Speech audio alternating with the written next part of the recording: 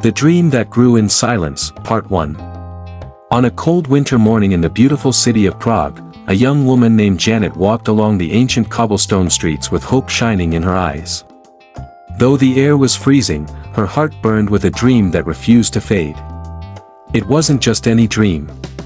She wanted to open the most welcoming bakery café in the city, a place where the aroma of fresh bread filled the air, where strangers became friends over a cup of coffee, where books rested on wooden shelves, and where anyone carrying a heavy heart could find warmth, comfort, and peace.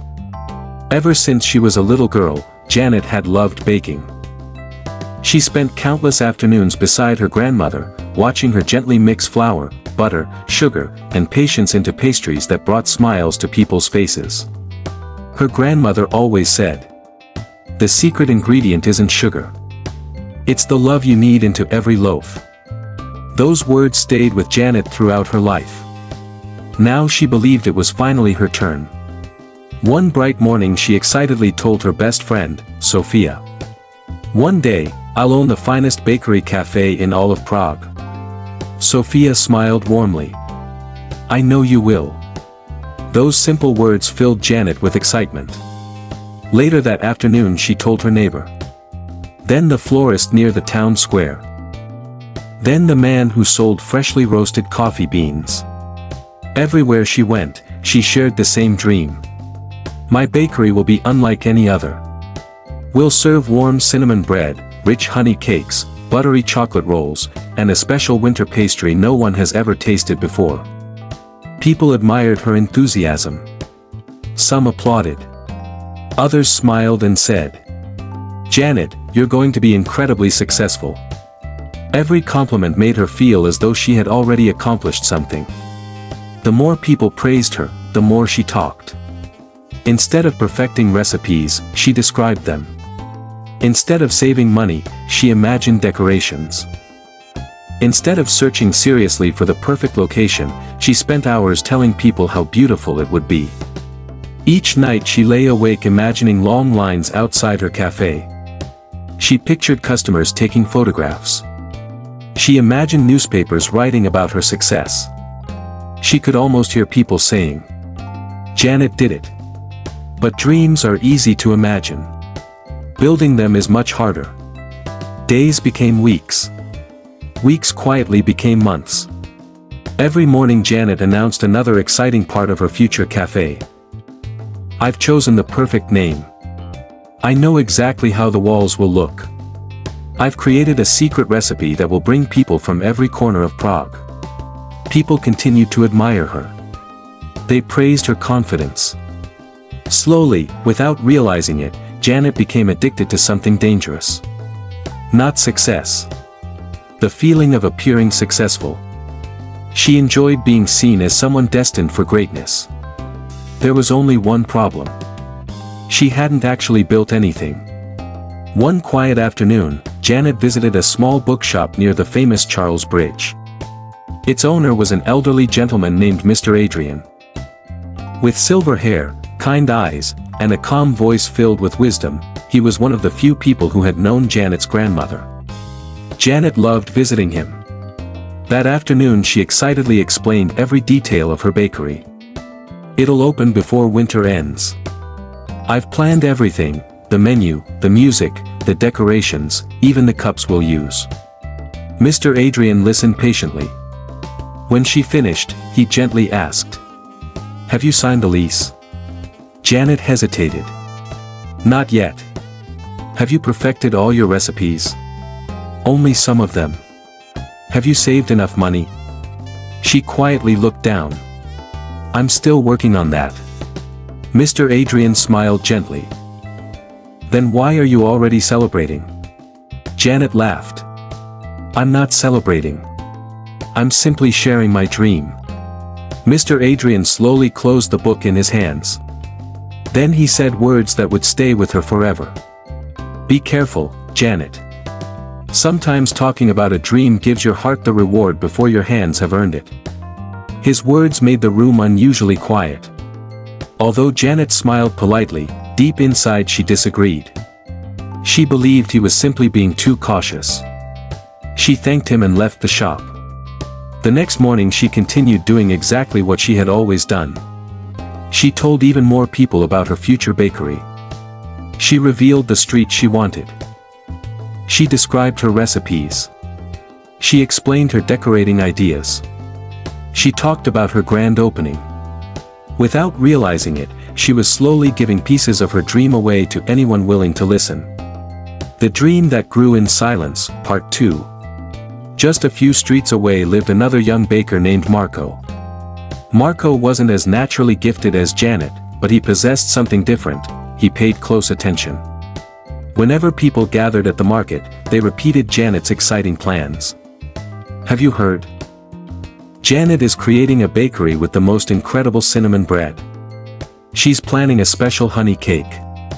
Someone said she's found the perfect little shop near the old square. Marco listened carefully. Every conversation became a lesson. Every detail Janet shared became another idea he quietly collected. He never interrupted. He never announced his own plans. He simply listened and remembered. Weeks later, Janet arrived at the small shop she had dreamed about renting. Her heart stopped. A fresh sign hung above the entrance. The lease had already been taken. Marco had rented it. As construction continued, Janet watched in disbelief.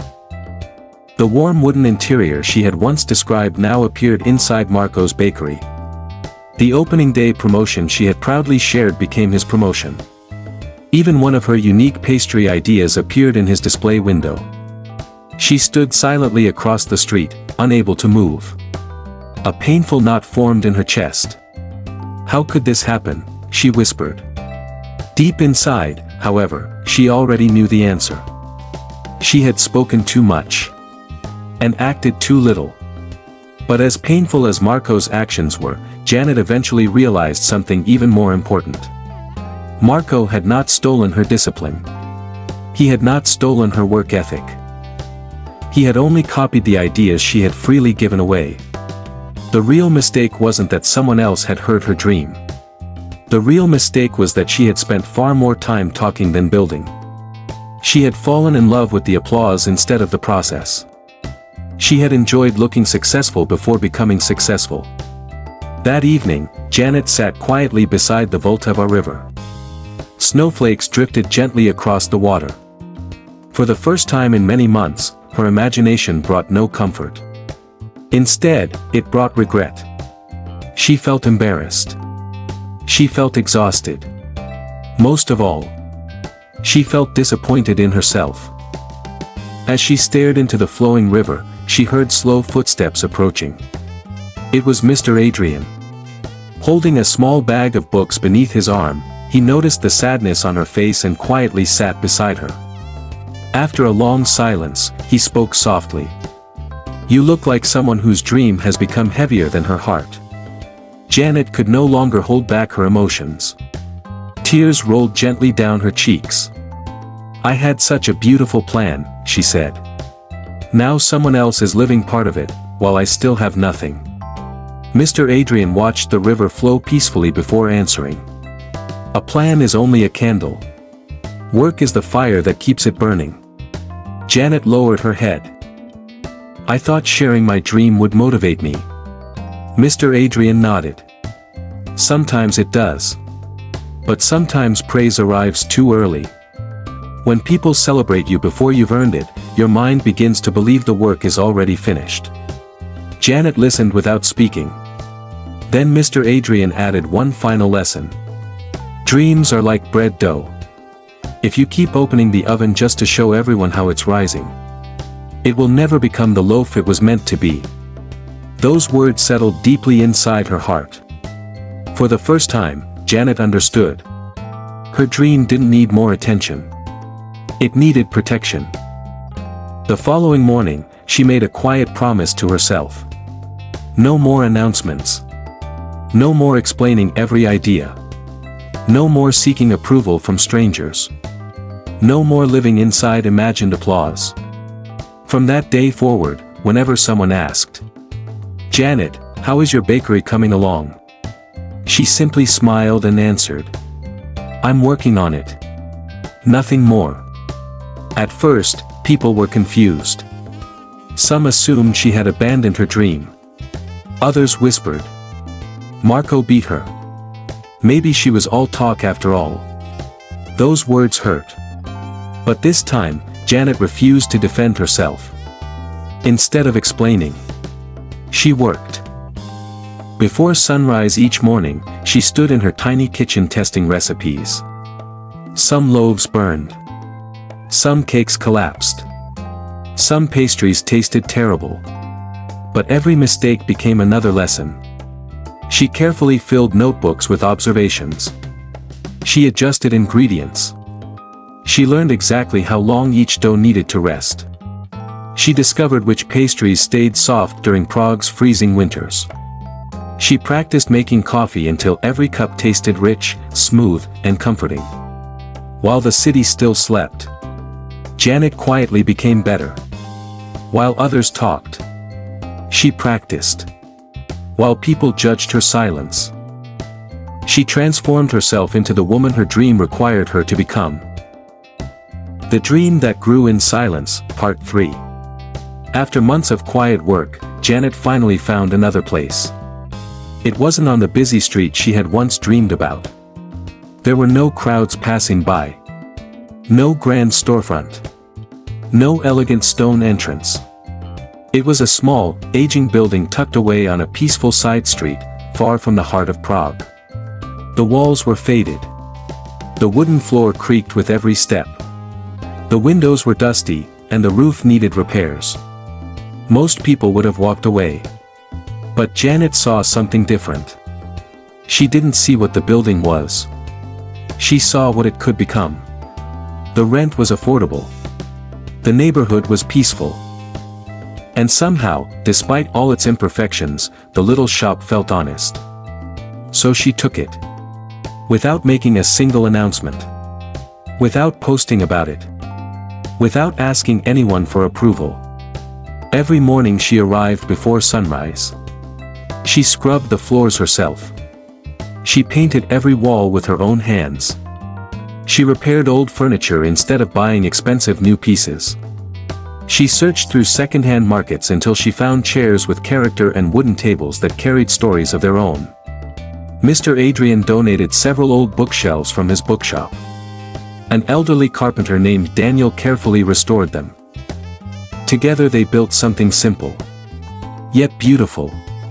Small lamps were placed beside the windows. Fresh flowers rested on every table.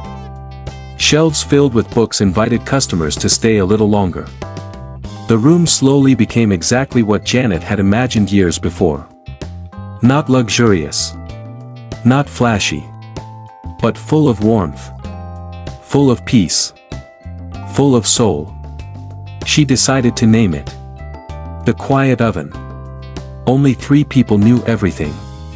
Sophia, Mr. Adrian, and Daniel. Everyone else simply noticed Janet carrying boxes through the streets, buying paint, collecting flowers, and working late into the evening. Some people laughed. She's still trying. Marco opened months ago. She's already too late. Once, those words would have crushed her confidence. Now, they became fuel. She no longer needed the world to believe in her dream. She only needed the courage to keep believing in it herself.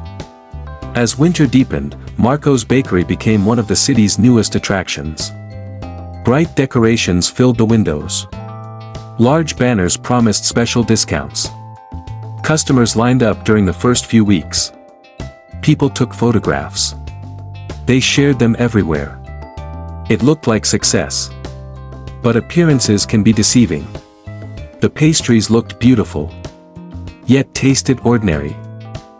The coffee was acceptable, but forgettable. The atmosphere felt polished, yet strangely empty. Visitors came once. Few returned. Meanwhile, Janet continued refining every detail inside the quiet oven. She refused to rush. Every loaf had to be perfect. Every pastry had to tell a story. Every cup of coffee had to make someone feel welcome. One snowy evening, Sophia visited to taste Janet's newest creation.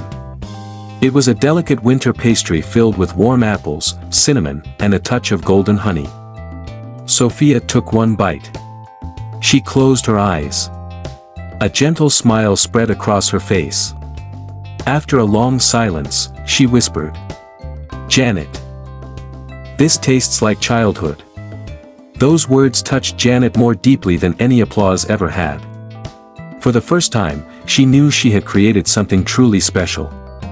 Not something designed to impress people, but something made to comfort them. A few days later, without advertisements, without speeches, without grand celebrations, the quiet oven quietly opened its doors. The first morning, only 5 customers entered. Janet greeted each one with a warm smile. She remembered every name. She served every cup herself. By afternoon, 10 people had visited. The following day, 20. An elderly man spent hours reading beside the window. A university student came to study while enjoying fresh bread. A mother brought her little daughter for hot chocolate after school. No one hurried to leave. People lingered. They smiled. They talked. They returned. Soon, word began spreading naturally throughout Prague. You have to visit the quiet oven. The pastries taste like home. The owner treats everyone like family. You'll leave happier than you arrived. This time, Janet didn't have to announce her success. Her work spoke louder than her words ever could. And people listened. The Dream That Grew in Silence, Part 4, Final. One quiet morning, as snow gently covered the rooftops of Prague, Marco happened to walk past the quiet oven. He stopped. A small line of customers stretched outside the café. Through the window, he saw Janet greeting every guest with a warm smile. The room glowed with soft lights, the shelves were lined with books, and the comforting aroma of fresh bread filled the air. People weren't just buying pastries. They were finding peace. For a long moment, Marco simply stood there. At first, he felt jealous. But slowly, that feeling changed into something else. Respect. He finally understood what he could never copy. He had copied Janet's ideas. He had copied her decorations. He had copied her promotions. But he could never copy her patience. He could never copy her discipline.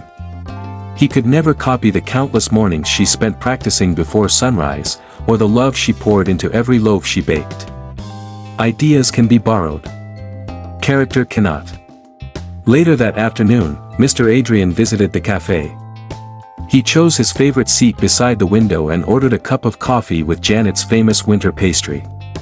After taking the first bite, he smiled. He looked at Janet and quietly said, "You didn't just build a bakery, Janet. You became the kind of woman who was capable of building one." Janet smiled with gratitude. "I almost lost everything because I talked too much," she admitted. Mr. Adrian gently shook his head. "No," he replied. "You almost lost everything because you confused admiration with progress. But wisdom found you before it was too late." Those words stayed with Janet forever. That evening, after the last customer had gone home, she sat alone inside the café. The chairs were neatly arranged.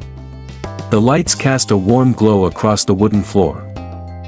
The comforting scent of freshly baked bread still lingered in the air.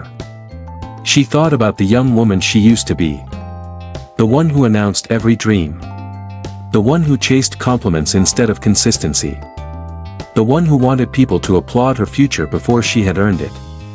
Then she looked around at everything her quiet determination had created. In that peaceful moment, she understood a truth that many people spend their entire lives learning.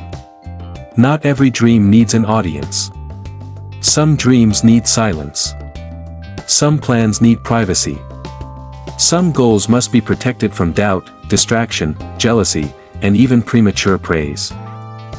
Because when you constantly talk about what you're going to do, your mind often mistakes the applause for achievement.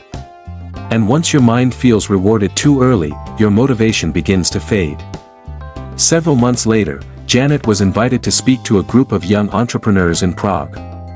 They had all heard about the little café that had quietly become one of the city's most beloved places. Standing before them, Janet smiled and began. "People think I built this café quickly. The truth is, you only noticed it when it was finally ready." The room became silent. "In the beginning," she continued, "I made a mistake. I told everyone about my dreams because I wanted excitement. I wanted approval. I wanted people to believe in me before I had done the work." A young man raised his hand. "Does that mean we should never share our goals?" Janet smiled gently. "No. Share them with people who genuinely care about your growth. Share them with mentors who will correct you. Share them with friends who will encourage you. But don't hand your unfinished future to every stranger who asks." She paused before adding one final lesson. "A dream is like a small flame. When it's still weak, even a strong wind can put it out. Protect it. Feed it with discipline. Strengthen it with action. And when it becomes a blazing fire, you won't need to tell people it's burning. They'll see the light for themselves." Her words touched many hearts. Some people stopped talking endlessly about the businesses they wanted to start and quietly began building them. Some stopped announcing that they would write a book and simply started writing one page every day. Others stopped promising to get healthy and began waking up each morning for a walk. Little by little, they discovered the same lesson Janet had learned. The world does not reward intentions. It rewards consistent action. And the greatest progress often happens where no one is watching. One peaceful evening near the end of spring, Janet stood outside the quiet oven as the golden sunset bathed the quiet street in warm light. Sophia stood beside her. She smiled and asked, "Do you ever miss telling everyone your plans?" Janet laughed softly. "Sometimes. Talking is easy. It makes you feel important for a moment. Then why don't you do it anymore?" Sophia asked. Janet looked through the cafe window at the people laughing together over coffee and warm bread. Then she answered, "Because I've learned that promises are loud. But results speak louder." That simple realization transformed her life.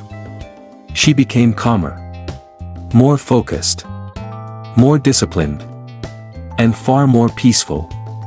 She no longer lived for early applause. She lived for meaningful progress. And that made all the difference. My perspective. Many people lose the power of their dreams by announcing them before they have the strength to protect them. They tell the world what they plan to become. They seek praise before progress. They confuse attention with achievement. But compliments never build businesses. Applause never writes books.